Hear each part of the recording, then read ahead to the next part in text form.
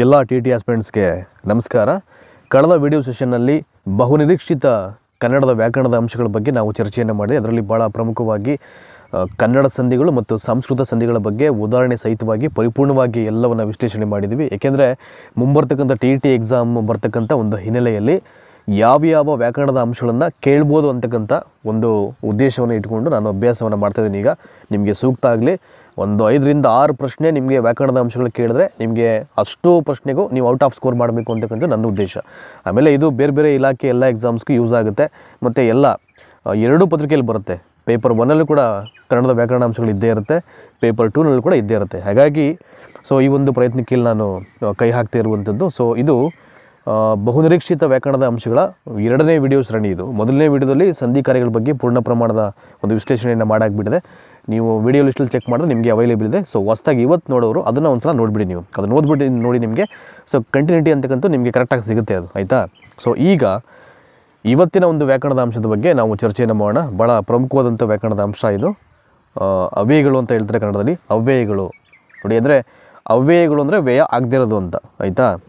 ನೋಡಿ, ಒಂದಷ್ಟು ವಾಕ್ಯಗಳನ್ನು ಕೊಟ್ಟಿದ್ದಾರೆ ಇಲ್ಲಿ. ನೋಡಿ, ಮೊದಲನೇದೇನು ಅದನ್ನು ಫಸ್ಟ್ ಅಬ್ಸರ್ವ್ ಮಾಡಿ. ಈಗ ನಾವು ಅವನು ಸುತ್ತಲೂ ನೋಡಿದನು, ಅವಳು ಸುತ್ತಲೂ ನೋಡಿದಳು, ಅವರು ಸುತ್ತಲೂ ನೋಡಿದರು, ಅದು ಸುತ್ತಲೂ ನೋಡಿದರು ಅಂತಿದೆ. ನೋಡಿ, ಇಲ್ಲಿ ಏನಾಗಿದೆ, ಅವನು ಸುತ್ತಲೂ ನೋಡಿದನು ಅಂತ ಅನ್ನೋದು ಅವನು ಅಂದರೆ ಯಾವುದು ಇಲ್ಲಿ ಸರ್ವನಾಮ ಆಗುತ್ತೆ, ಅಥವಾ ಮತ್ತು ಇನ್ನೊಂದು ಅದು ಏಕವಚನ ಆಗುತ್ತೆ. ಅವಳು ಅನ್ನೋದು ಸರ್ವನಾಮ ಆಗುತ್ತೆ, ಅದು ಏಕವಚನ ಕೂಡ ಆಗುತ್ತೆ. ಅವರು ಅಂತಕ್ಕಂಥದ್ದು ಬಹುವಚನ ಆಗುತ್ತೆ. ಅದು ಅಂತಕ್ಕಂಥದ್ದು ಏನು, ಅದು ಒಂದು ವಸ್ತುವನ್ನು ನಾವು ಹೇಳ್ತಕ್ಕಂಥ ಒಂದು ಕ್ರಿಯೆ. ಅದು ಅಂತಕ್ಕಂಥದ್ದು ಅದು ಸುತ್ತಲೂ ನೋಡಿತ್ತು. ಒಂದು ಇಲ್ಲಿ ಲಿಂಗಗಳು ಇದೆ, ವಚನಗಳು ಇದೆ. ಎಲ್ಲವೂ ಕೂಡ ಇಲ್ಲಿ ಮಿಕ್ಸ್ ಆಗಿರುವಂಥದ್ದು ಒಂದಷ್ಟು ವಾಕ್ಯಗಳಲ್ಲಿ ಇಲ್ಲಿ. ನೋಡಿ, ಸುತ್ತಲೂ ಅಂತಕ್ಕಂಥದ್ದು ಇಲ್ಲಿ ಏನಾಗಿದೆ, ಕಾಮನ್ ಆಗಿ ಬಂದಿದೆ ಇಲ್ಲಿ. ಇದ್ರ ಬಗ್ಗೆ ನಾವು ಯೋಚನೆ ಮಾಡಬೇಕು ಇಲ್ಲಿ. ನೋಡಿ, ಸುತ್ತಲೂ ಅಂತಕ್ಕಂಥ ಶಬ್ದ ಏನಿದೆ ಇದು ಎಲ್ಲ ಸ್ಟೇಟ್ಮೆಂಟ್ಸಲ್ಲೂ ಅಥವಾ ಎಲ್ಲ ಉದಾಹರಣೆಯಲ್ಲೂ ಅಥವಾ ಎಲ್ಲ ವಾಕ್ಯಗಳಲ್ಲೂ ಇದು ಸರ್ವೇ ಸಾಮಾನ್ಯವಾಗಿ ಬಂದಿರುವಂಥದ್ದು. ಈಗ ಅದ್ರ ಬಗ್ಗೆ ಒಂದು ಕಡೆಯಿಂದ ಈಗ ನೋಡೋಣ. ಈಗ ಏನು ಕೊಡಿದ್ದಾರೆ ಅಂತ ನೋಡಿ, ಇಲ್ಲಿ ಕೆಳಗಡೆ ಹೇಳಿದ್ದಾರೆ ಅವರು. ನೋಡಿ, ಈ ಒಂದು ಪ್ಯಾರಾಗ್ರಾಫಲ್ಲಿ ಏನು ಹೇಳಿದ್ದಾರೆ ಇಲ್ಲಿ, ಈ 4 ವಾಕ್ಯಗಳಲ್ಲಿ ಬಂದಿರತಕ್ಕಂಥ ಸುತ್ತಲೂ ಎಂಬ ಪದವನ್ನು ಗಮನಿಸಿದಾಗ ಅದು ಪುಲ್ಲಿಂಗ, ಸ್ತ್ರೀಲಿಂಗ, ನಪುಂಸಕ ಲಿಂಗಗಳಲ್ಲೂ ಏಕವಚನ ಬಹುವಚನಗಳಲ್ಲಿ ಯಾವುದೇ ವ್ಯತ್ಯಾಸವನ್ನು ಹೊಂದದೆ ಏಕರೂಪದಲ್ಲಿರುವುದನ್ನು ನೋಡಬಹುದು. ನೋಡಿ, ಯಾವುದೇ ಆಗಲಿ ಏಕವಚನದಲ್ಲೂ ಕೂಡ ಅದು ಯಾವುದೇ ವ್ಯತ್ಯಾಸ ಆಗಿಲ್ಲ. ನೋಡಿ, ಫಾರ್ ಎಕ್ಸಾಂಪಲ್ ಈಗ ಅವನು ಸುತ್ತಲೂ ನೋಡಿದನು ಅಂತಕ್ಕಂಥದ್ದು ಏಕವಚನ ವಾಕ್ಯ ಅಂತ ಅಂದ್ಕೊಳ್ಳಿ, ಅಲ್ಲಿ ಯಾವುದೇ ಚೇಂಜಸ್ ಇಲ್ಲ. ಅದು ಅವಳು ಸುತ್ತಲೂ ನೋಡಿದಳು, ಅಲ್ಲೂ ಕೂಡ ಏಕವಚನ ಇದೆ ಸರ್ವನಾಮದಲ್ಲಿ. ಅವರು ಸುತ್ತಲೂ ನೋಡಿದರು, ಅಲ್ಲಿ ಬಹುವಚನ ಇದೆ, ಅಲ್ಲೂ ಕೂಡ ಸುತ್ತಲೂ ಅಂತಕ್ಕಂಥ ಪದ ಅಲ್ಲಿ ಯಾವುದೇ ವ್ಯತ್ಯಾಸವನ್ನು ಹೊಂದಿಲ್ಲ ಅಲ್ಲಿ. ಹೊಂದದೆ ಏಕರೂಪದಲ್ಲಿರ್ತಕ್ಕಂಥದ್ದನ್ನು ನಾವು ಇಲ್ಲಿ ಕಾಣ್ಬೋದು ಅಂತ ಹೇಳ್ತಾ ಇದ್ದಾರೆ. ನೆಕ್ಸ್ಟ್ ಹಾಗೆ ಸ್ವಲ್ಪ ಮುಂದೆ ಹೋಗೋಣ. ಈಗ ಅವ್ಯಯಗಳು ಅಂದ್ರೆ ಏನು ಅಂತ ನಿಮಗೆ ಅರ್ಥ ಆಗ್ತಾ ಹೋಗುತ್ತೆ ಈಗ ಕ್ಲಿಯರ್ ಕಟ್ಟಾಗಿ. ನೋಡಿ, ಅದನ್ನು ಕೂಡ ಮಾರ್ಕ್ ಮಾಡ್ಬಿಡ್ತೀನಿ. ಈಗ ನಾನು ಅಲ್ಲಿಂದ ಅಪ್ ಟು ಒಂದು 4-5 ಲೈನ್ ಬರುತ್ತೆ, ಅಷ್ಟನ್ನು ಮಾರ್ಕ್ ಮಾಡಿ. ಈಗ ಸುತ್ತಲೂ ಎಂಬ ಪದದ ಮೇಲೆ ಯಾವುದೇ ಪ್ರತ್ಯಯವನ್ನು ಹಚ್ಚಲಾಗುವುದಿಲ್ಲ ಅಂತ. ನೋಡಿ, ಅದು ಯಾವುದೇ ಪ್ರತ್ಯಯ ಆಗಲಿ ಯಾವುದನ್ನು ಹಾಕಿಲ್ಲ ನಾವು. ಫಾರ್ ಎಕ್ಸಾಂಪಲ್ ಈಗ ಸುತ್ತಲೂಗೆ, ಸುತ್ತಲೂವನ್ನು, ಸುತ್ತಲೂವಲ್ಲಿ, ಹೀಗೆ ಯಾವುದೇ ಪ್ರತ್ಯಯನ್ನು ಆ ಪದದ ಜೊತೆಗೆ ನಾವೆಲ್ಲೂ ಕೂಡ ಇಲ್ಲಿ ಹಾಕಿರುವಂಥದ್ದಿಲ್ಲ, ಅಂದರೆ ಹಚ್ಚಿಲ್ಲ ಅಂತ. ಇದು ನಾಮಪದ ಕ್ರಿಯಾಪದಗಳ ಹಾಗೆ ರೂಪದಲ್ಲಿಯೂ ಯಾವ ಬದಲಾವಣೆಯನ್ನು ಹೊಂದುವುದಿಲ್ಲ ಎಂಬುದು ತಿಳಿಯುತ್ತದೆ, ಆಯಿತಾ? ನಿಮಗೆ ನಾಮಪದ ಮತ್ತು ಕ್ರಿಯಾಪದಗಳ ರೀತಿಯಲ್ಲಿ ಯಾವುದೇ ರೀತಿಯ ಚೇಂಜಸ್ ಇಲ್ಲ, ಯಾವುದೇ ರೀತಿಯ ಬದಲಾವಣೆ ಇಲ್ಲ. ಅದಕ್ಕೆ ಹೇಳಿದ್ದು ನಾನು ಸ್ಟಾರ್ಟಿಂಗಲ್ಲಿ, ಅವ್ಯಯ ಅಂದರೆ ಏನು, ವ್ಯಯ ಆಗದೇ ಇರೋದು, ಅದು ಹಾಗೇ ಇರುತ್ತೆ ಅಂತ, ಯಾವುದೇ ಬದಲಾವಣೆಗೂ ಒಳಗಡೆ. ಈಗ ಗೊತ್ತಾಗುತ್ತೆ ನಿಮಗೆ ಅವ್ಯಯ ಅಂದ್ರೆ ಏನು ಅಂತ. ಹೀಗೆ ಲಿಂಗ, ವಚನ, ವಿಭಕ್ತಿಗಳಿಂದ ಯಾವುದೇ ವ್ಯತ್ಯಾಸವನ್ನು ಹೊಂದದ, ಲಿಂಗ ಆಗಲಿ, ವಚನ ಆಗಲಿ ಮತ್ತು ವಿಭಕ್ತಿ ಪ್ರತ್ಯಯಗಳಿಂದಾಗಲಿ ಯಾವುದೇ ವ್ಯತ್ಯಾಸವನ್ನು ಹೊಂದದ ಚೆನ್ನಾಗಿ, ನೆಟ್ಟನೆ, ಮೆಲ್ಲಗೆ, ಸುಮ್ಮನೆ, ತರುವಾಯ ಇತ್ಯಾದಿ ಪದಗಳು ನಮ್ಮ ಭಾಷೆಯಲ್ಲಿ ಪ್ರಯೋಗಿಸಲ್ಪಡುತ್ತವೆ. ಇಂತಹ ಪದಗಳೇ ಅವ್ಯಯಗಳು. ಭಾಳ ಪ್ರಮುಖವಾಗಿ ಬಳಸ್ತಕ್ಕಂಥ ಪದಗಳು ಇವೆಲ್ಲ. ನೋಡಿ, ಯಾವುದು, ಚೆನ್ನಾಗಿ, ನೆಟ್ಟನೆ, ಮೆಲ್ಲಗೆ, ಸುಮ್ಮನೆ, ತರುವಾಯ, ಈ ಎಲ್ಲ ಶಬ್ದಗಳನ್ನು ಕನ್ನಡದ ವ್ಯಾಕರಣದಲ್ಲಿ ನಾವು ಅವ್ಯಯ ಶಬ್ದಗಳು ಅಂತ ಕರೆಯುವುದು. ಅಂದರೆ ವ್ಯಯ ಆಗದೇ ಇರೋದು, ಯಾವುದೇ ಬದಲಾವಣೆಗೆ ಒಳಗಾಗದೇ ಇರತಕ್ಕಂಥ ಶಬ್ದಗಳೇ ಅವ್ಯಯಗಳಾಗುತ್ತೆ. ಈಗ ಒಂದು ಕಡೆಯಿಂದ ಈ ಅವ್ಯಯಗಳಲ್ಲಿ ಎಷ್ಟು ವಿಧಗಳಿದೆ, ಒಂದೊಂದು ವಿಧಗಳಿಗಿರತಕ್ಕಂಥ ವ್ಯಾಕರಣದ ಅಂಶಗಳೇನು, ಅದ್ರ ಬಗ್ಗೆ ಒಂದಷ್ಟು ಈಗ ನಾವು ವಿಶ್ಲೇಷಣೆಯನ್ನು ಮಾಡ್ತಾ ಹೋಗೋಣ ಈಗ, ಆಯಿತಾ? ಮುಂದೆ ಹೋಗೋಣ. ಈಗ ನೋಡಿ, ಅವ್ಯಯಗಳು ಅಂತ ಅನ್ನಲಿಕ್ಕೆ ಮತ್ತೊಂದು ವಾಕ್ಯದಲ್ಲಿ ಹೇಳಿದ್ದಾರೆ. ನಾಮಪದ ಕ್ರಿಯಾಪದಗಳಂತೆ, ನೋಡಿ ಇಲ್ಲಿ ಕೊಡಿದ್ದಾರೆ ಇಲ್ಲಿ, ನಾಮಪದ ಕ್ರಿಯಾಪದಗಳಂತೆ ಲಿಂಗ, ವಚನ, ವಿಭಕ್ತಿಗಳಿಂದ ರೂಪಭೇದವನ್ನು ಹೊಂದಿದೆ. ರೂಪಭೇದ ಅಂದರೆ ಏನು, ಯಾವುದೇ ವ್ಯತ್ಯಾಸವನ್ನು ಹೊಂದಿ ಅಂತ. ಏಕರೂಪವಾಗಿರತಕ್ಕಂಥ ಪದಗಳನ್ನು ಅವ್ಯಯಗಳು ಅಂತ ನಾವಿಲ್ಲಿ ಹೇಳಲಾಗುತ್ತೆ. ಈ ಅವ್ಯಯಗಳಲ್ಲಿ ಸುಮಾರು 8 ವಿಧಗಳಿದೆ. ನೋಡಿ, 1, 2 ಅಲ್ಲ, 8 ವಿಧಗಳು. ಅದರಲ್ಲಿ ಮೊದಲನೇದು ಸಾಮಾನ್ಯ ಅವ್ಯಯ, ಅನುಕರಣ ಅವ್ಯಯ, ಭಾವಸೂಚಕ ಅವ್ಯಯ, ಕ್ರಿಯಾರ್ಥಕ ಅವ್ಯಯ, ಸಂಬಂಧಕಾರ್ಥಕ ಅವ್ಯಯ, ಅವಧಾರಣಾರ್ಥಕ ಅವ್ಯಯ, ಕೃದಂತ ಅವ್ಯಯ, ಮತ್ತು ಕೊನೆಯದಾಗಿ ತದ್ದಿದಾಂತ ಅವ್ಯಯ ಅಂತ ಅಂದ್ಕೊಂಡು ಸುಮಾರು 8 ರೀತಿಯ ವಿಧಗಳನ್ನಾಗಿ ಅಥವಾ 8 ರೀತಿಯ ಗುಂಪುಗಳಾಗಿ ನಾವು ಇಲ್ಲಿ ವಿಂಗಡಣೆಯನ್ನು ಮಾಡ್ತೀವಿ ಅವ್ಯಯಗಳಲ್ಲಿ. ಈಗೇನು ಮಾಡ್ತೀವಿ, ಈ 8 ವಿಧಗಳಲ್ಲಿ ಒಂದೊಂದೇ ಅವ್ಯಯಗಳನ್ನು ನಾವು ಉದಾಹರಣೆ ಸಹಿತ ತಿಳ್ಕೊಳ್ತಕ್ಕಂಥ ಪ್ರಯತ್ನಕ್ಕೆ ನಾವು ಅಣಿಯಾಗೋಣ ಈಗ, ಆಯಿತಾ. ನೋಡಿ, ಮೊದಲನೇದು ಈಗ ಸಾಮಾನ್ಯ ಅವ್ಯಯ ಅಂದರೆ ಏನು ನೋಡಿ, ಭಾಳ ಬ್ಯೂಟಿಫುಲ್ಲಾಗಿ ಕಲರ್ಫುಲ್ಲಾಗಿ ಎಲ್ಲರಿಗೂ ನಿಮಗೆ ಅರ್ಥ ಆಗಲಿ ಅನ್ನೋ ನಿಟ್ಟಿನಲ್ಲಿ ಚೆನ್ನಾಗಿ ಕೂಡಿರಲಿ. ನೋಡಿ, ಸಾಮಾನ್ಯ ಅವ್ಯಯ ನೋಡಿ, ಬ್ರ್ಯಾಕೆಟಲ್ಲಿ ಕ್ರಿಯಾ ವಿಶೇಷಣ ಅಂತ ಇದೆ. ಇಲ್ಲಿ ಹೇಳ್ತೀನಿ ಎಲ್ಲವನ್ನ ನಿಮಗೆ. ಈಗ ಯಾವುದಾದ್ರೂ ಒಂದು ಕ್ರಿಯೆ ನಡೆದ ರೀತಿಯನ್ನು ಹೇಳುವಂಥದ್ದು. ಈಗ ನಾವು ಯಾವುದಾದ್ರೂ ಕ್ರಿಯೆ ನಡೀತು ಅಂದರೆ ನಮಗೆ ಗೊತ್ತಾಗುತ್ತೆ, ನೋಡ್ತಾ ಇರ್ತೀವಿ ನಾವು. ಅದನ್ನು ನಡೆದ ರೀತಿಯನ್ನು ಹೇಳುವಂಥ ಅವ್ಯಯಗಳೇ ಸಾಮಾನ್ಯ ಅವ್ಯಯ. ಇದು ಕ್ರಿಯೆ ನಡೆದ ರೀತಿ ಅಂದರೆ ಕ್ರಿಯಾ ವಿಶೇಷತೆ ತಿಳಿಸುವುದರಿಂದ ಇವುಗಳನ್ನು ಕ್ರಿಯಾ ವಿಶೇಷಣ ಅಂತ ಕರೀತಾರೆ. ಇದನ್ನು ನಿಮಗೆ ಒಂದು ಪ್ರಶ್ನೆ ಕೇಳ್ಬೋದು, ಸಾಮಾನ್ಯ ಅವ್ಯಯದ ಮತ್ತೊಂದು ಹೆಸರೇನು ಅಂತ ಕೇಳ್ಬೋದು. ಆಗ ನೀವು ಭಾಳ ಸುಲಭವಾಗಿ ಕ್ರಿಯಾ ವಿಶೇಷಣ ಅಂತ ನೀವು ಬರೀಬೋದು, ಆನ್ಸರ್ ಮಾಡ್ಬೋದು. ಹಾಗಾಗಿ ಕನ್ನಡದ ವ್ಯಾಕರಣದ ಅಂಶಗಳು ಭಾಳ ಅದ್ಭುತವಾದಂಥ ಸುಂದರವಾದಂಥ ಅಂಶಗಳಿದೆ. ಅಂದರೆ ಪ್ರತಿಯೊಂದನ್ನು ನಾವು ಭಾಳ ಆಸಕ್ತಿಯಿಂದ ಇಷ್ಟಪಟ್ಟು ಅದನ್ನು ಅಭ್ಯಾಸ ಮಾಡಬೇಕು. ಆವಾಗ ಯಾವುದೂ ಕೂಡ ಹಿಂಸೆ ಅಂತ ಅನ್ಸಲ್ಲ ನಮಗೆ. ನಾವು ಭಾಳ ತುಂಬ ಖುಷಿಯಿಂದ ಎಲ್ಲವನ್ನು ಕಲೀಲಿಕ್ಕೆ ಸಾಧ್ಯ ಆಗುತ್ತೆ ನಮಗೆ, ಆಯಿತಾ. ನೋಡಿ, ಯಾವುದಾದ್ರೂ ಒಂದು ಕ್ರಿಯೆಯನ್ನು ನಡೆದಂಥ ರೀತಿಯನ್ನು ಹೇಳುವಂಥ ಅವ್ಯಯಗಳೇ ಸಾಮಾನ್ಯ ಅವ್ಯಯಗಳು. ಸೊ ಇವೇನು ಮಾಡುತ್ತೆ, ಕ್ರಿಯೆ ನಡೆದಂಥ ರೀತಿ ಅಂದರೆ ಕ್ರಿಯೆಯ ಒಂದು ವಿಶೇಷತೆಯನ್ನು ಹೇಳೋದ್ರಿಂದ, ನಾವು ನೋಡ್ತಕ್ಕಂಥ ಕ್ರಿಯೆಗಳ ವಿಶೇಷತೆಯನ್ನು ಹೇಳ್ತಕ್ಕಂಥ ಒಂದು ರೀಸನಿಂದ, ಕಾರಣದಿಂದ ಇವುಗಳನ್ನು ನಾವು ಕ್ರಿಯಾ ವಿಶೇಷಣ ಅಂತ ಕರಿತೀವಿ. ಈಗ ಉದಾಹರಣೆ ಹೇಳ್ತೀನಿ ನಿಮಗೆ. ಸೊ ಉದಾಹರಣೆಯನ್ನು ಹೇಳಿದ್ರೆ ನಿಮ್ಗೆ ಎಲ್ಲವೂ ಕೂಡ ನೀಟಾಗಿ ಗೊತ್ತಾಗ್ಬಿಡುತ್ತೆ. ಈಗ ನೋಡಿ, ಈಗ ಬೇಗನೆ, ಮೆಲ್ಲಗೆ, ಸೊಗಸಾಗಿ, ಸುಮ್ಮನೆ, ತಟ್ಟನೆ, ತರುವಾಯ, ಹಾಗೆ, ಅಂತೂ, ಬೇರೆ, ಬಳಿಕ, ಕೂಡಲೇ, ಚೆನ್ನಾಗಿ ಇತ್ಯಾದಿಗಳು. ಈ ಎಲ್ಲ ಶಬ್ದಗಳಿಗೂ ಒಂದು ಸಣ್ಣ ಸಣ್ಣ ವಾಕ್ಯಗಳನ್ನು ಮಾಡೋಣ. ಈಗ ಬೇಗನೆ ಅನ್ನಲಿಕ್ಕೆ, ಬೇಗನೆ ಹೋದ ನೋಡಿ, ಅದೊಂದು ಕ್ರಿಯೆ. ಅದು ಬೇಗ ಹೋದ ಅಂತಕ್ಕಂಥದ್ದು ಒಂದು ಕ್ರಿಯೆ. ಅದು ಮೆಲ್ಲಗೆ ನಡೆದನು, ಅವನು ಮೆಲ್ಲಗೆ ನಡ್ಕೊಂಡು ಹೋಗ್ತಾ ಇದ್ದಾನೆ ಅಥವಾ ಮೆಲ್ಲಗೆ ನಡೆದ ಅಂತ. ನೆಕ್ಸ್ಟು ಸೊಗಸಾಗಿ ಹಾಡಿದಳು. ಈಗ ಹಾಡಿದ್ಲು ಅಂತ ಅಂದ್ಬಿಡೋದು ಬೇರೆ ಅದು. ಬಟ್ ಸೊಗಸಾಗಿ ಹಾಡಿದ್ಲು ಅಂತ ಹೇಳಬೇಕಾದ್ರೆ ಏನಾಗುತ್ತೆ, ಆ ಕ್ರಿಯೆ ನಡೆದಂಥ ರೀತಿಯನ್ನು ನಾವು ವಿಶೇಷವಾಗಿ ಹೇಳ್ತೀವಿ ಅಂತ. ಆಕೆ ಸೊಗಸಾಗಿ ಹಾಡನ್ನು ಹಾಡಿದಳು, ಆಯಿತಾ. ಅದು ಬಂದ್ಬಿಟ್ಟು ಅವ್ಯಯ ಆಗುತ್ತೆ ಅಲ್ಲಿ. ಸೊ ಸುಮ್ಮನೆ ಕುಳಿತನು, ಕುಳಿತುಕೊಂಡ ಅಂತ ಹೇಳಲಿಕ್ಕೂ ಸುಮ್ಮನೆ ಕೂತ್ಕೊಂಡ ಅಂತ ಹೇಳಲಿಕ್ಕೂ ವ್ಯತ್ಯಾಸಗಳಿದೆ. ಸುಮ್ಮನೆ ಕುಳಿತನು. ತಟ್ಟನೆ ಹೇಳಿದ ಅಂದರೆ ಇಮಿಡಿಯೇಟ್ ಹೇಳ್ದ ಅಂತ, ತಟ್ಟನೆ ಹೇಳಿದನು. ತರುವಾಯ ಬಂದನು ಅಂದರೆ ನಂತರದಲ್ಲಿ ಅಂತ. ಒಬ್ಬರ ತರುವಾಯ ಮತ್ತೊಬ್ಬ ಅಂತ ಹೇಳ್ತೀವಲ್ಲ, ಹಾಗೆ ತರುವಾಯ ಬಂದನು. ಸೊ ಹಾಗೆ ಕೇಳಿದನು, ಅಂತೂ ಬಂದನು, ಬೇರೆ ಹೇಳಿದನು, ಬಳಿಕ ಆಡಿದನು, ಕೂಡಲೇ ಕರೆದನು, ಚೆನ್ನಾಗಿ ಓಡಿತು. ಇವೆಲ್ಲ ಶಬ್ದಗಳು ಕೂಡ ಸಾಮಾನ್ಯವಾದ ಕ್ರಿಯೆಯನ್ನು ವ್ಯಕ್ತಪಡಿಸುತ್ತೆ. ಅಂದರೆ ಒಂದು ಕ್ರಿಯೆ ನಡೆದಂಥ ರೀತಿಯ ವಿಶೇಷತೆಯನ್ನು ನಾವು ಹೇಳ್ತೀವಿ ಈ ಅವ್ಯಯ ಶಬ್ದಗಳಲ್ಲಿ. ನೋಡಿ, ಇನ್ನೊಂದು ಸಲ ಹೇಳ್ತೀನಿ ನಾನು. ಬೇಗನೆ, ಮೆಲ್ಲಗೆ, ಸೊಗಸಾಗಿ, ಸುಮ್ಮನೆ, ತಟ್ಟನೆ, ತರುವಾಯ, ಹಾಗೆ, ಅಂತೂ, ಬೇರೆ, ಬಳಿಕ, ಕೂಡಲೇ ಇವೆಲ್ಲವೂ ಕೂಡ ಮತ್ತು ಚೆನ್ನಾಗಿ ಇವೆಲ್ಲವೂ ಕೂಡ ಸಾಮಾನ್ಯ ಅವ್ಯಯ ಅಥವಾ ಕ್ರಿಯಾ ವಿಶೇಷಣ ಅವ್ಯಯಗಳಿಗೆ ಉದಾಹರಣೆಗಳು. ಸೊ ನೆಕ್ಸ್ಟು ಸಾಮಾನ್ಯ ಅವ್ಯಯ ಆಯಿತು. ಈಗ ಮತ್ತೊಂದು ಅವ್ಯಯದ ಕಡೆ ನಾವು ನೋಡೋಣ. ಈಗ ಯಾವುದು ಬರುತ್ತೆ ಅಂತ. ಈಗ ನೋಡಿ, ಇಲ್ಲಿ ಅನುಕರಣ ಅವ್ಯಯ ಅಂತಿದೆ. ಸೊ ಅನುಕರಣ ಅವ್ಯಯ ಅಂದರೆ ನಿಮಗೆ ಹೆಸರಲ್ಲೇ ಉತ್ತರ ಇದೆ, ಅನುಕರಣೆಯನ್ನು ಮಾಡಿ ಹೇಳ್ತಕ್ಕಂಥ ಶಬ್ದಗಳು ಅಂತ. ಅವೆಲ್ಲವೂ ಕೂಡ ಅನುಕರಣ ಶಬ್ದಗಳಾಗುತ್ತೆ ಅಥವಾ ಅನುಕರಣ ಅವ್ಯಯಗಳಾಗುತ್ತೆ. ಧ್ವನಿ ವಿಶೇಷಣ ಕೆಲವೊಂದು ಶಬ್ದವನ್ನು ಗ್ರಹಿಸಿಕೊಂಡು ನಾವು ಈ ಅವ್ಯಯಗಳನ್ನು ಹೇಳ್ತೀವಿ ನಾವು. ಅದಕ್ಕೆ ಇದನ್ನು ನಾವು ಧ್ವನಿ ವಿಶೇಷಣ ಅಂತ ಹೇಳುವಂಥದ್ದು. ನಿರ್ದಿಷ್ಟ ಅರ್ಥವಿಲ್ಲದ ಧ್ವನಿ ವಿಶೇಷಗಳನ್ನು ತಾನು ನೋಡಿ ಇಲ್ಲಿ ಕೇಳಿದರೆ ಕಿವಿಯಿಂದ ಕೇಳಿದಂತೆ ಅನುಕರಣೆ ಮಾಡಿ ಹೇಳುವ ಪದಗಳನ್ನು ಅನುಕರಣ ಅವ್ಯಯಗಳೆಂದು ಕರೆಯುತ್ತಾರೆ. ನೋಡಿ, ಯಾವುದಾದ್ರು ಒಂದು ಧ್ವನಿಯನ್ನು ಕೇಳಿದಾಗ ಅದಕ್ಕೆ ಯಾವುದೇ ರೀತಿಯ ನಿರ್ದಿಷ್ಟ ಅರ್ಥ ಇರಲ್ಲ. ಆದರೂ ಕೂಡ ಆ ಧ್ವನಿಯನ್ನು ಕೇಳಿಸ್ಕೊಂಡು ಏನು ಮಾಡ್ತೀವಿ ನಾವು, ಕಿವಿಯಿಂದ ಕೇಳದಂತೆ ಅನುಕರಣೆ ಮಾಡಿ ಹೇಳುವಂಥ ಪದಗಳನ್ನು ಅನುಕರಣ ಅವ್ಯಯ ಅಂತ ನಾವಿಲ್ಲಿ ಕರಿತೀವಿ. ಸೊ ಇವು ಕೂಡ ಒಮ್ಮೊಮ್ಮೆ ಕ್ರಿಯೆಯ ಹಿಂದೆ ಬಳಕೆಯಾದರೂ ಇವುಗಳಿಗೆ ಯಾವುದೇ ರೀತಿಯ ಸ್ಪಷ್ಟ ಅರ್ಥ ಇರಲ್ಲ. ನೋಡಿ, ಕ್ರಿಯೆಯ ಹಿಂದೆ ಬಳಕೆ ಆಗುತ್ತೆ, ಬಟ್ ಯಾವುದೇ ರೀತಿಯ ಅರ್ಥ ಇರಲ್ಲ. ಈ ಒಂದು ಅವ್ಯಯಗಳಿಗೆ ಅರ್ಥ ಸ್ಪಷ್ಟತೆಗಾಗಿ ಇನ್ನೊಂದು ಶಬ್ದವನ್ನು ಆಶ್ರಯಿಸುತ್ತದೆ. ಇದಕ್ಕೇನಾದರೂ ಅರ್ಥವನ್ನು ಕಂಡುಹಿಡಿಯಬೇಕು ಅಂದರೆ ಮತ್ತೊಂದು ಶಬ್ದವನ್ನು ನಾವು ಸೇರಿಸಬೇಕಾಗುತ್ತೆ ಯಾವುದರಲ್ಲಿ, ಅನುಕರಣ ಅವ್ಯಯದಲ್ಲಿ. ಇವುಗಳನ್ನು ನಾವು ಕೇಳಿಸಿಕೊಂಡಂತೆ ಅನುಕರಿಸಿ ಹೇಳುತ್ತೇವೆ. ನೋಡಿ, ಈಗ ಉದಾಹರಣೆ ಹೇಳಿದ್ರೆ ನಿಮಗೆ ಎಲ್ಲವೂ ಅರ್ಥ ಆಗ್ಬಿಡುತ್ತೆ. ಈಗ ನೋಡಿ, ಇಲ್ಲಿ ಚಟ, ಕರಕರ, ಚುರುಚುರು, ಧಗಧಗ. ನೋಡಿ, ಆ ಒಂದು ಬೆಂಕಿ ದಗದಗನೇ ಒತ್ತಿ ಹರಿಯಿತು ಅಂತ ಕಂತೀವಿ ನಾವು. ಆ ಅರ್ಥ ಇದೆಯಾ ಅದಕ್ಕೆ? ನೋಡಿ, ಆ ಧ್ವನಿಗೆ ನಾವು ಕೇಳಿಸ್ಕೊಳ್ಳದೇ ಇದ್ದರೂ ನಾವು ಕೇಳಿದೀವಿ ಅಂತ ನಾವೇನು ಮಾಡ್ತೀವಿ, ಆ ಶಬ್ದವನ್ನು ಪ್ರಯೋಗ ಮಾಡ್ತೀವಿ. ಧಗಧಗ, ರೊಯ್ಯನೆ, ಮಳೆ ಹೆಂಗೋಯ್ತು ರೊಯ್ಯನೆ, ಸುಯ್ಯನೆ, ಗುಳುಗುಳು, ದಡ ಹೆಂಗೆ ಓಡ್ದ ಅವನು, ದಬ ಅಥವಾ ದಡ ಅಂದ್ಕೊಂಡು ಓಡ್ದ ಅಂತೀವಲ್ಲ ನಾವು. ಸೊ ಇತ್ಯಾದಿ ಪದಗಳು ಇವೆಲ್ಲವೂ ಕೂಡ ಅವ್ಯಯಗಳಾಗುತ್ತೆ. ಸೊ ಹೆಂಗೆ ಹೊಳಿತಾಯಿತು ಅಂದರೆ ಪಾದ್ರೆ ಪಟ ಅಲ್ವಾ, ಜುಳು ಅಂದರೆ ನೀರು ಹೆಂಗೆ ಕರ್ಕೊಂಡು ಹೋಗ್ತಾ ಇತ್ತು, ಜುಳುನ್ನು ಬೀಳ್ತಾ ಇತ್ತು, ಹರಿತಾ ಇತ್ತು. ಸೊ ಆ ಒಂದು ಸೌಂಡಿಂಗ್ಗೆ ನಾವೇನು ಮಾಡ್ತೀವಿ, ಆ ಒಂದು ಶಬ್ದಗಳನ್ನು ಅನುಕರಣೆ ಮಾಡಿ ಹೇಳುವಂಥದ್ದು. ಧ್ವನಿಯನ್ನು ಕೇಳಿಸ್ಕೊತೀವಿ, ಬಟ್ ಯಾವುದೇ ಮೀನಿಂಗ್ ಇರಲ್ಲ ಅದಕ್ಕೆ. ಆದರೂ ಅದನ್ನು ಕಿವಿಲಿ ಕೇಳಿಸ್ಕೊಂಡಂತೆ ನಾವು ಅದನ್ನು ಪ್ರಯೋಗ ಮಾಡ್ತೀವಿ. ಹಾಗಾಗಿ ಇದನ್ನು ಅನುಕರಣ ಅವ್ಯಯ ಅಂತ ಇಲ್ಲಿ ಹೇಳುವಂಥದ್ದು. ನೋಡಿ, ಇಲ್ಲಿ ವಾಕ್ಯ ರೂಪಗಳಿದೆ ಒಂದಷ್ಟು. ಹೀಗೆ ನಾನು ಏನು ಹೇಳಿದೆ, ಆ ಎಲ್ಲ ಅನುಕರಣ ಅವ್ಯಯಗಳಿಗೆ ವಾಕ್ಯ ರೂಪದ ಒಂದಷ್ಟು ಉದಾಹರಣೆಗಳಿದೆ. ಅದನ್ನು ನೋಡ. ಈಗ ಇಲ್ಲಿ ನೋಡಿ, ಇಲ್ಲಿ ಚಟ ಚಟ ಅಂತ ಇದೆ. ಅವಳು ಚಟಚಟನೆ ಚೀರಿದಳು. ನೋಡಿ ಎಷ್ಟು ಚೆನ್ನಾಗಿದೆ. ಇಲ್ಲಿ ಕರಕರ, ಅದನ್ನು ಕರಕರನೆ ಕೊಯ್ದರು ಅಂತ. ಹೆಂಗೆ ಕೂದ ಅಂತ ಅದನ್ನು ಎಷ್ಟು ಬೇಗ ಯಾವ ಥರ ಕೂದ ಅನ್ನಲಿಕ್ಕೆ ನಾವು ಆ ಸೌಂಡ್ ಆಗುತ್ತೆ ನೋಡಿ ಕೊಯ್ಬೇಕಾದ್ರೆ. ಆ ಸೌಂಡನ್ನು ಐ ಥಿಂಕ್ ಗ್ರಹಿಸ್ಕೊಂಡು ಕಿವಿಯಲ್ಲಿ ಕೇಳಿದ್ವಿ ಅಂತ ನಾವು ಪ್ರಯೋಗ ಮಾಡ್ತೀವಿ ಶಬ್ದವನ್ನು. ಚುರುಚುರು, ನನಗೆ ಚುರುಚುರು ಬಿಸಿಲು ಹತ್ತುತ್ತಿದೆ. ಏನು ಇಷ್ಟೊಂದು ಬಿಸಿಲು ಹೊಡಿತಾ ಇದೆಯಲ್ಲ, ಚುರುಚುರು ಅಂತ ಇದೆ ಅಂತ ನಾವು ಒಬ್ಬರ ಜೊತೆ ಮಾತಾಡಬೇಕಾದ್ರೆ ಅದನ್ನು ನಾವು ಹೇಳ್ತಾ ಇರ್ತೀವಿ. ನಾವು ಅಂದರೆ ಆ ಥರ ಫೀಲ್ ಮಾಡ್ತೀವಿ ನಾವು ಬಿಸಿಲಿನ ತೀವ್ರತೆಯನ್ನು ನಾವು. ಹಾಗಾಗಿ ಇದನ್ನು ಬಳಸ್ತೀವಿ ನಾವು. ನೆಕ್ಸ್ಟು ಈಗ ದಗದಗ ಅಂತ ಇದೆ. ಬಂಡೀಪುರ ಅರಣ್ಯದಲ್ಲಿ ಬೆಂಕಿ ಹತ್ತಿ ದಗದಗನೆ ಉರಿಯಿತು. ಅಂದರೆ ನೋಡಿ, ಬೆಂಕಿಗೆ ಸಂಬಂಧಪಟ್ಟಾಗೆ ಈ ದಗದಗ ಅಂತಕ್ಕಂಥ ಅನುಕರಣ ಅವ್ಯಯವನ್ನು ನಾವು ಸಾಮಾನ್ಯವಾಗಿ ಎಲ್ಲ ಕಡೆ ಬಳಸ್ತಾ ಇರ್ತೀವಿ.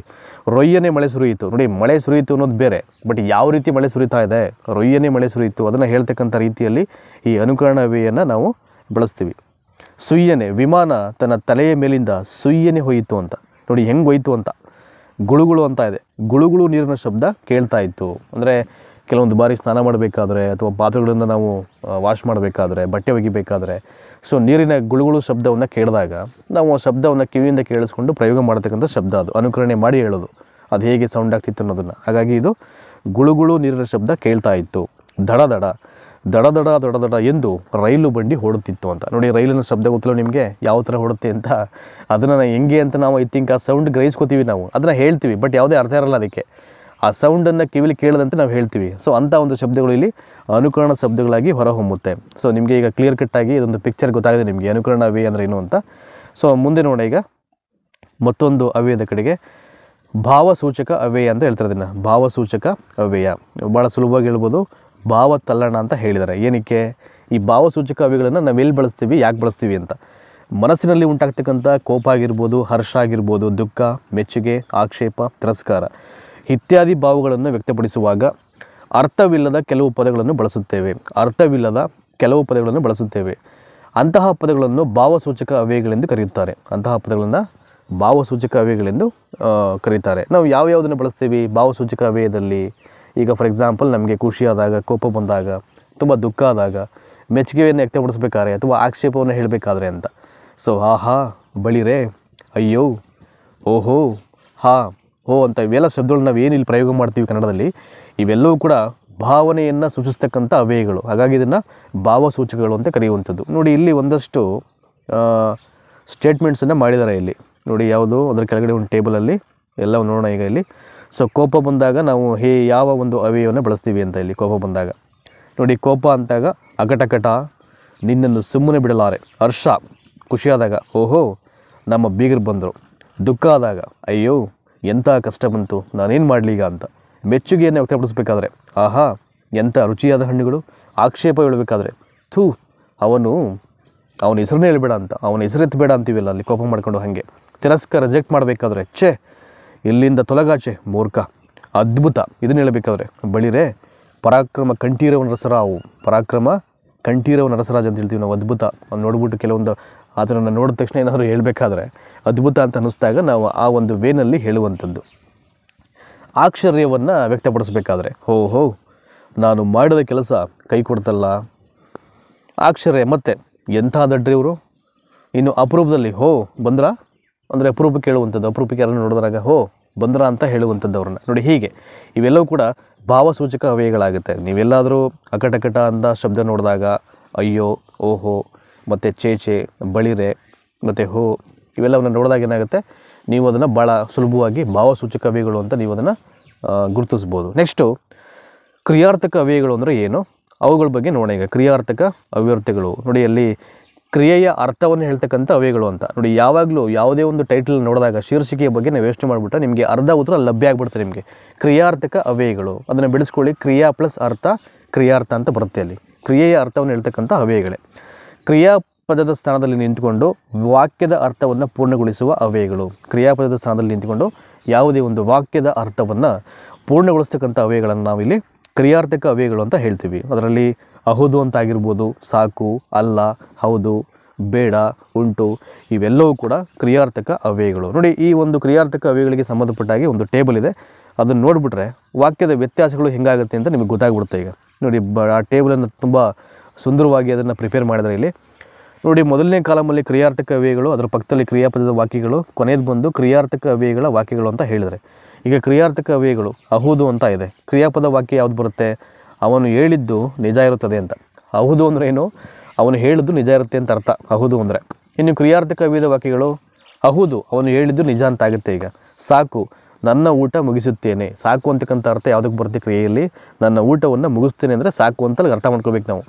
ಇನ್ನು ಕ್ರಿಯಾರ್ಥಕ ವಾಕ್ಯಗಳು ಇರುತ್ತೆ, ನನಗೆ ಊಟ ಸಾಕು ಅಂತ. ಇನ್ನು ಅಲ್ಲ ಅಂದರೆ ಏನು? ಒಂದು ಕೆಲಸ ಆ ಕಾರ್ಯ ಮಾಡ್ದ ಅಂತ, ಅವನು ಆ ಕಾರ್ಯ ಮಾಡನು ಅಂತ. ಅವನು ಆ ಕಾರ್ಯವನ್ನು ಮಾಡನು ಅಂದರೆ ಅವನ ಕೈಲಿ ಆಗ್ತಾ ಇಲ್ಲ ಅಂತ ಮಾಡಲಿಕ್ಕೆ, ಅದು ಅಲ್ಲ ಅಂತ ಆಗುತ್ತೆ. ಸೊ ಕ್ರಿಯಾರ್ಥಕದ ವಾಕ್ಯಗಳು ಯಾವ್ದು ಬರುತ್ತೆ? ಅದು ಅವನ ಕಾರ್ಯವಲ್ಲ. ಅಷ್ಟೇ, ಸಿಂಪಲ್ ಸ್ಟೇಟ್ಮೆಂಟು. ಕ್ರಿಯಾರ್ಥಕ ಅವ್ಯಯದಲ್ಲಿ ವಾಕ್ಯ ಹೆಂಗೆ ಬರುತ್ತೆ? ಅದು ಅವನ ಕಾರ್ಯವಲ್ಲ. ನೆಕ್ಸ್ಟು, ಕ್ರಿಯಾರ್ಥಕ ಅವ್ಯಯ ಹೌದು ಅನ್ನಲಿಕ್ಕೆ ಕ್ರಿಯಾಪದದ ವಾಕ್ಯ ಹೇಗಿರುತ್ತೆ? ಅದು ಅವನ ಕೆಲಸವಾಗಿದೆ. ಹೌದು ಅಂತ ಹೇಳಬೇಕಾದ್ರೆ ಅದು ಅವನ ಕೆಲಸವಾಗಿದೆ ಅಂತ ಹೇಳಿದಾಗ ನಾವು ಹೌದು ಅಂತ ಹೇಳ್ತೀನಿ, ಅದು ಆತನ ಕೆಲಸವಾಗಿರುತ್ತೆ. ಸೊ ಇದಕ್ಕೆ ಕ್ರಿಯಾರ್ಥಕ ಅವ್ಯಯದ ವಾಕ್ಯಗಳು ಹೌದು, ಅದು ಅವನ ಕೆಲಸ. ಇದು ಕೂಡ ಅದೇ ರೀತಿಯಲ್ಲಿ ಬರುತ್ತೆ, ಹೌದು ಅದು ಅವನ ಕೆಲಸ. ನೆಕ್ಸ್ಟು, ಬೇಡ ಅಂತಕ್ಕಂಥ ಒಂದು ವಾಕ್ಯ ಇದು ಕ್ರಿಯಾರ್ಥಕ ವಾಕ್ಯ. ನಾನು ಆ ಚಿಂತೆ ಮಾಡೇನು ಅಂತ ಹೇಳಬೇಕಾದ್ರೆ ಅಲ್ಲಿ ಬೇಡ ಅಂತಕ್ಕಂಥ ಅರ್ಥ ಬರುತ್ತೆ. ಕ್ರಿಯಾರ್ಥಕ ಅವ್ಯಯಗಳಲ್ಲಿ ನಾನು ಆ ಚಿಂತೆಯನ್ನು ಮಾಡೇನು ಅಂದರೆ ಮಾಡಲ್ಲ ಅಂತ, ಆಯಿತಾ? ನನಗೆ ಆ ಚಿಂತೆ ಬೇಡ, ಇದು ಬಂದುಬಿಟ್ಟು ಕ್ರಿಯಾರ್ಥಕ ಅವ್ಯಯದ ವಾಕ್ಯ. ಇದು ನನಗೆ ಆ ಚಿಂತೆನೇ ಬೇಡ ಅಂತಕ್ಕಂಥದ್ದು. ಇನ್ನು ಉಂಟು ಅಂತ ಇದೆ, ನನಗೆ ಅವನಿಗೆ ಗೊತ್ತಿರೋನು ಅಂತ. ನನಗೆ ಯಾರಾದರೂ ಗೊತ್ತು ಅಂತ ಹೇಳಬೇಕಾದ್ರೆ ಉಂಟು ಅಂತಕ್ಕಂಥ ಶಬ್ದವನ್ನು ನಾವು ಅಲ್ಲಿ ಅರ್ಥ ಮಾಡ್ಕೊಳ್ಬೇಕು. ಉಂಟು ಅಂದರೆ ನನಗೆ ಗೊತ್ತಿದೆ ಅಂತ. ಇನ್ನು ಇದಕ್ಕೆ ಕ್ರಿಯಾರ್ಥಕ ವಾಕ್ಯಗಳು ಯಾವ್ದು ಬರುತ್ತೆ? ನನಗೆ ಅವನು ಗೊತ್ತು ಉಂಟು. ನನಗೆ ಅವನು ಗೊತ್ತುಂಟು ಅಂದರೆ ನನಗೆ ಅವನು ಗೊತ್ತು ಅಂತ ಅಷ್ಟೇ. ಹಾಗಾಗಿ ಇಲ್ಲಿ ಹೌದು, ಸಾಕು, ಅಲ್ಲ, ಹೌದು, ಬೇಡ ಮತ್ತು ಉಂಟು. ನೋಡಿ, ಇಲ್ಲಿ ಕೂಡಿದ್ರಲ್ಲ, ಹೌದು, ಸಾಕು, ಅಲ್ಲ, ಹೌದು, ಬೇಡ ಮತ್ತು ಉಂಟು ಅಂತ. ಇವೆಲ್ಲದಕ್ಕೂ ಕ್ರಿಯಾಪದದ ವಾಕ್ಯಗಳು ಮತ್ತು ಕ್ರಿಯಾರ್ಥಕ ವಾಕ್ಯಗಳು ನಿಮಗೆ ಭಾಳ ಸುಲಭವಾಗಿ ಈಗ ಅರ್ಥ ಆಯಿತು ಅಂತ ಅಂದ್ಕೊಂಡಿದ್ದೀನಿ. ಸೊ ನೆಕ್ಸ್ಟು ಮುಂದಿನ ಮತ್ತೊಂದು ಅವ್ಯಯವನ್ನು ನೋಡೋಣ. ನೋಡಿ, ಇದು ಬಂದುಬಿಟ್ಟು ಸಂಬಂಧಕಾರ್ಥಕ ಅವ್ಯಯ ಅಂತಿದೆ. ಇದು ಭಾಳ ಇದೆ. ಸಂಬಂಧಕಾರ್ಥಕ ಅವ್ಯಯ ಅಂದರೆ ಸಂಬಂಧವನ್ನು ಸೂಚಿಸೋದು ಅಂತ, ಆಯಿತಾ? ಅಲ್ಲೇ ಉತ್ತರ ಇದೆ. ಎರಡು ಪದಗಳನ್ನಾಗಲಿ ಹಲವು ಪದ ಸಮುಚ್ಚಯಗಳನ್ನಾಗಲಿ ವಾಕ್ಯಗಳನ್ನಾಗಲಿ ಜೋಡಿಸುವಂತಹ ಅಥವಾ ಸಂಬಂಧಗೊಳಿಸುವಂತಹ ಪದಗಳೇ ಸಂಬಂಧಾರ್ಥಕ ಅವ್ಯಯಗಳು. ಮತ್ತು ಅಂತ ಹೇಳ್ಬೋದು, ಮತ್ತು, ಅಥವಾ, ಆದ್ದರಿಂದ, ಅಲ್ಲದೆ ಇತ್ಯಾದಿ. ಇವೆಲ್ಲವೂ ಕೂಡ ಸಂಬಂಧಾರ್ಥಕ ಅವ್ಯಯಗಳು. ನೋಡಿ, ಯಾವುದಾದ್ರು ಎರಡು ಪದಗಳನ್ನಾಗಲಿ ಕೆಲವು ಪದ ಸಮುಚ್ಚಯಗಳನ್ನಾಗಲಿ ವಾಕ್ಯಗಳನ್ನಾಗಲಿ ಜೋಡಿಸುವಂತಹ ಅಥವಾ ಸಂಬಂಧಗೊಳಿಸ್ತಕ್ಕಂಥ ಪದಗಳೇ ಸಂಬಂಧಾರ್ಥಕ ಅವ್ಯಯಗಳು.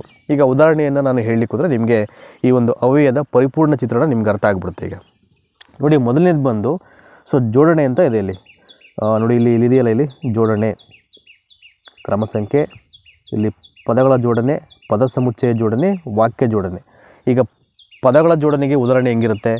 ರಾಮನು ಲಕ್ಷ್ಮಣನು ಸೀತೆಯು ಕಾಡಿಗೆ ಹೊರಟರು. ಅರ್ಥ ಆಯ್ತು ನಿಮಗೆ? ಇದು ಪದಗಳ ಜೋಡಣೆ. ಇದು ರಾಮನು ಲಕ್ಷ್ಮಣನು ಸೀತೆಯು ಕಾಡಿಗೆ ಹೊರಟರು. ಇಲ್ಲಿ ರಾಮನು ಅಂದಾಗ ರಾಮನು ಉಕಾರ ಇದೆ, ಅಲ್ಲಿ ಲಕ್ಷ್ಮಣನು ಉಕಾರ ಇದೆ, ಅಲ್ಲಿ ಸೀತೆಯು ಉಕಾರ ಇದೆ. ಆ ಉಕಾರ ಎಲ್ಲಿ ಬರುತ್ತೆ? ಅದು ಈಸಿಯಾಗಿ ಹೇಳ್ಬೋದು ನಾವು ಸಂಬಂಧಾರ್ಥಕ ಅವ್ಯಯ ಅಂತ. ಇನ್ನು ಪದ ಸಮುಚ್ಚಯ ಜೋಡಣೆಗೆ ನೋಡಿ, ಇಲ್ಲಿ ಕೊಡಿದ್ರೆ ಇಲ್ಲಿ ಅವನು ಬರುವುದು. ನೋಡಿ, ಅಲ್ಲಿದೆ, ಇಲ್ಲಿ ಅವನು ಬರುವುದು ಬೇಡ, ಆ ಕೆಲಸ ಆಗುವುದು ಬೇಡ ಅಂತಿದೆ. ಇಲ್ಲಿ ಅವನು ಬರುವುದು ಬೇಡ, ಆ ಕೆಲಸ ಆಗುವುದು ಬೇಡ. ಇದರಲ್ಲಿ ಅವನು ಬರುವುದು ಅಂತಿದೆಯಲ್ಲ, ಬರುವುದು ಅಲ್ಲಿ ಉಕಾರ ಇದೆ.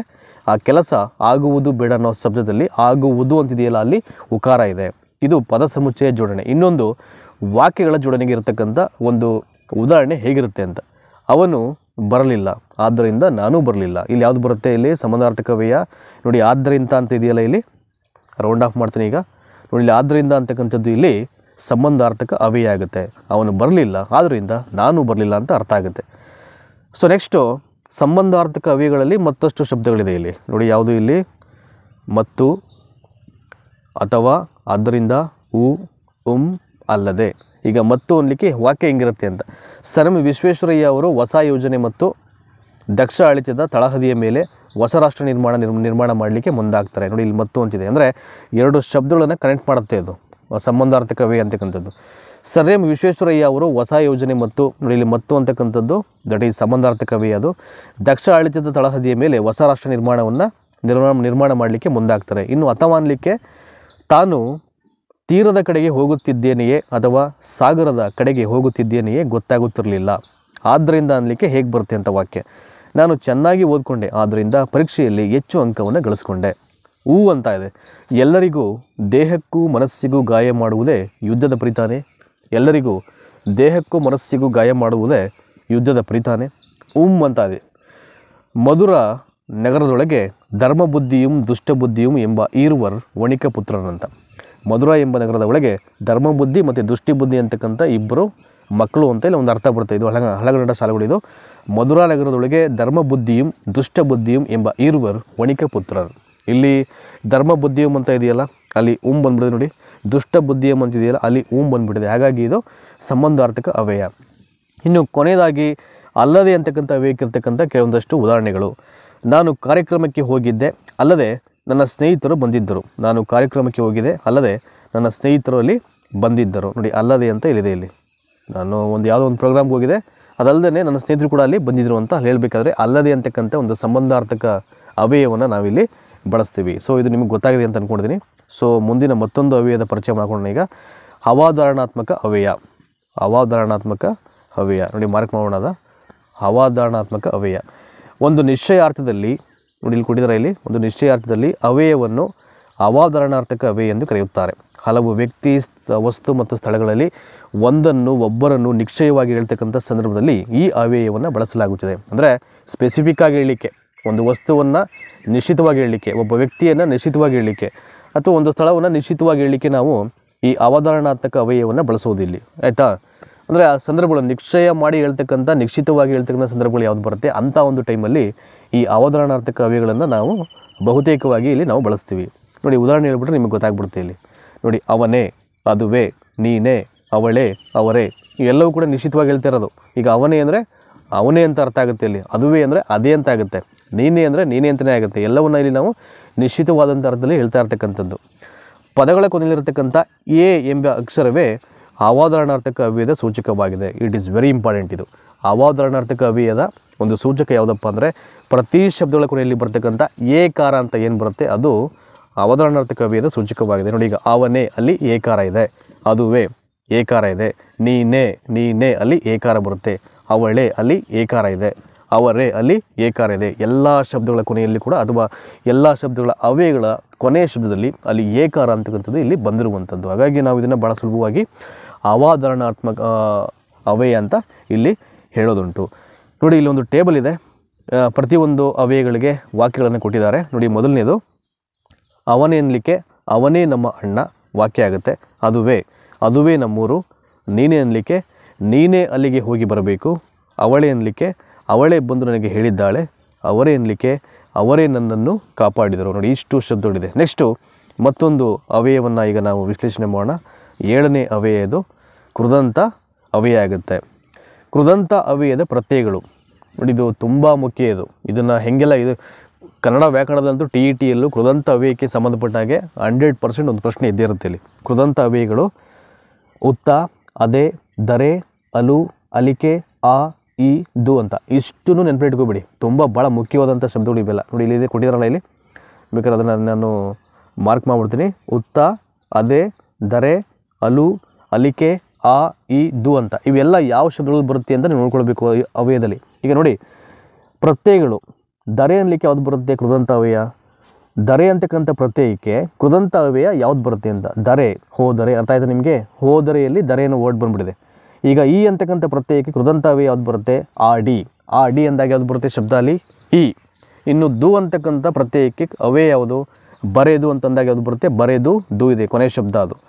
ಅದೇ ಅನ್ನಲಿಕ್ಕೆ ನಡೆಯದೆ. ಉತ ಅನ್ನಲಿಕ್ಕೆ ಕುಣಿಯುತ್ತ. ಉತ್ತ ಅನ್ನಲಿಕ್ಕೆ ಜಿಗಿಯುತ್ತ. ಅಲು ಅನ್ನಲಿಕ್ಕೆ ದಟ್ ಈಸ್ ಹೋಗಲು. ಅರ್ಥ ಆಯ್ತಾ ನಿಮಗೆ? ಅಲು ಅನ್ನಲಿಕ್ಕೆ ಯಾವ್ದು ಬರುತ್ತೆ? ಹೋಗಲು. ಅಲಿಕ್ಕೆ ಅಂದ್ರಕ್ಕೆ ನೋಡಲಿಕ್ಕೆ. ಆ, ಮಾಡ ಅಂತ ಹೇಳ್ಬೇಕಾದ್ರೆ ಇಲ್ಲಿ ಆ ಅಂತಕ್ಕಂಥ ಒಂದು ಸ್ವರ ನಮಗೆ ಗೋಚರ ಆಗುತ್ತೆ.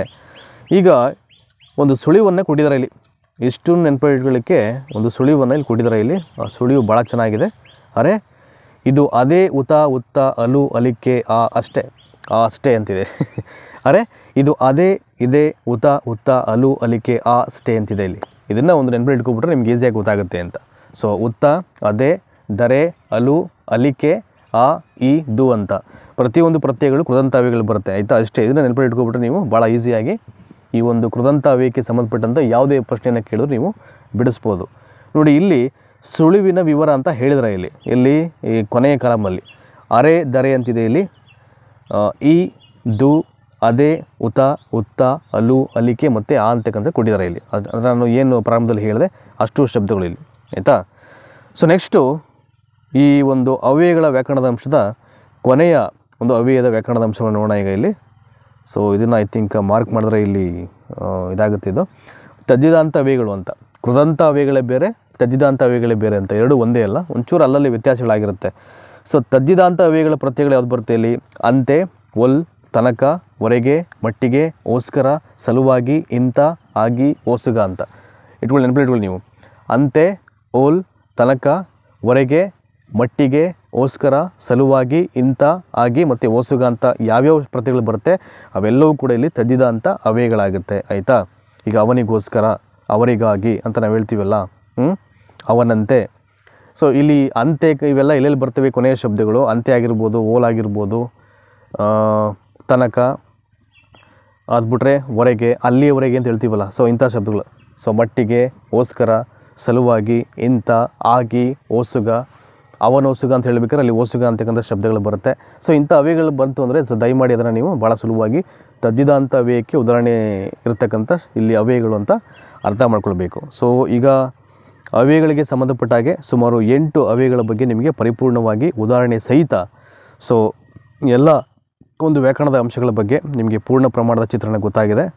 ಅವ್ಯಯಗಳು ಅಂದರೆ ಏನು, ಅವ್ಯಯಗಳಲ್ಲಿ ಎಷ್ಟು ವಿಧಗಳಾಗುತ್ತೆ, ಎಷ್ಟು ವಿಧಗಳನ್ನು ಅಲ್ಲಿ ವಿಂಗಡಣೆ ಮಾಡಿದ್ದಾರೆ, ಸೊ ಪ್ರತಿಯೊಂದು ಅವ್ಯಯಗಳ ವ್ಯಾಕರಣದ ಅಂಶಗಳು ಹೇಗಿರುತ್ತೆ, ಅವುಗಳ ಉದಾಹರಣೆ ಏನು, ಅವುಗಳ ವಾಕ್ಯಗಳೇನು ಎಲ್ಲವನ್ನು ನಿಮಗೆ ಒಂದು ಕಡೆಯಿಂದ ಹೇಳಿದ್ದೀನಿ ಈ ವಿಡಿಯೋದಲ್ಲಿ. ದಯಮಾಡಿ ಎಲ್ಲರೂ ಇದನ್ನು ತಪ್ಪು ಎಲ್ಲರಿಗೂ ಶೇರ್ ಮಾಡಿ ಅಂತ ಹೇಳ್ತಾ ಸದ್ಯಕ್ಕೆ ಈ ವಿಡಿಯೋದಲ್ಲಿ ಈ ಒಂದು ವ್ಯಾಕರಣದ ಅಂಶವನ್ನು ಇಲ್ಲಿ ಮುಗಿಸ್ತಾ ಇದ್ದೀನಿ. ಮತ್ತೊಂದು ವಿಡಿಯೋದಲ್ಲಿ ಕನ್ನಡ ವ್ಯಾಕರಣಕ್ಕೆ ಸಂಬಂಧಪಟ್ಟಂಥ ಬಹುನಿರೀಕ್ಷಿತ ಒಂದಷ್ಟು ವಿಚಾರಗಳನ್ನು ಎತ್ಕೊಂಡು ನಿಮ್ಮನ್ನ ಭೇಟಿ ಆಗ್ತೀನಿ. ಅಲ್ಲಿವರೆಗೂ ನಿಮಗೆಲ್ಲ ಶುಭವಾಗಲಿ. ಧನ್ಯವಾದ.